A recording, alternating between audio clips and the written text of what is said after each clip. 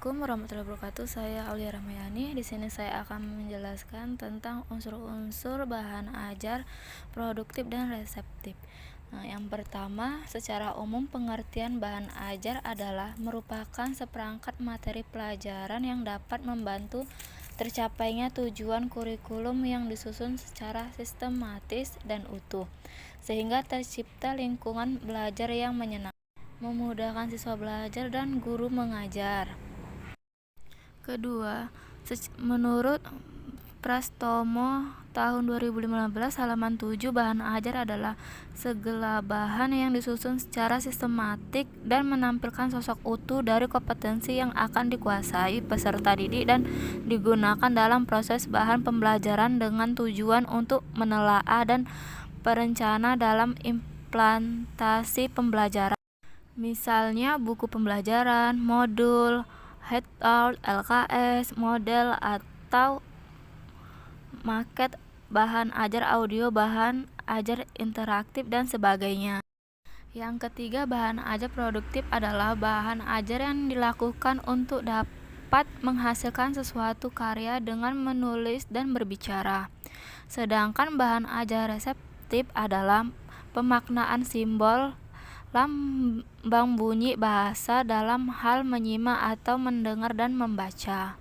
Keempat, menurut Prastowo tahun 2015 halaman 28, setidaknya dalam menulis bahan ajar harus terdiri dari beberapa komponen yang saling berkaitan, yaitu A. Petunjuk belajar, B. Kompetensi yang akan didapat, C. Isi materi pembelajaran dan informasi pendukung, D. Latihan-latihan, E. Petunjuk kerja atau lembar kerja, F. Evaluasi.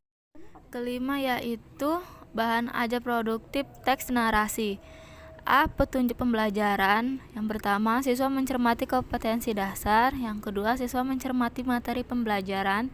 Yang ketiga, siswa dapat mencari bahan pada materi dan bacaan. Selanjutnya akan diteruskan oleh Yunita Hermawati.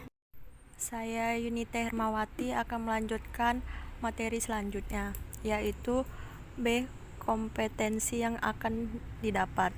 1. Mengidentifikasi atau permasalahan argumentasi, pengetahuan dan rekomendasi.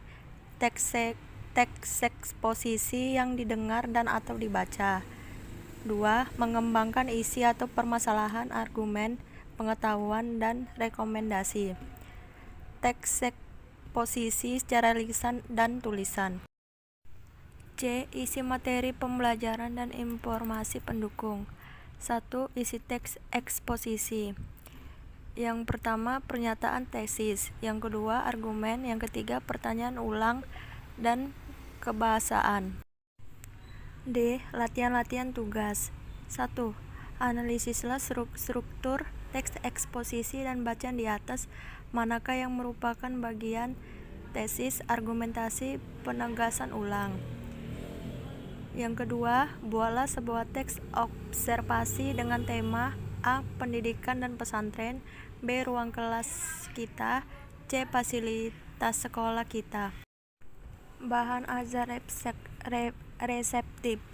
Menanggapi siaran atau informasi dari media elektronik atau berita dan non-berita.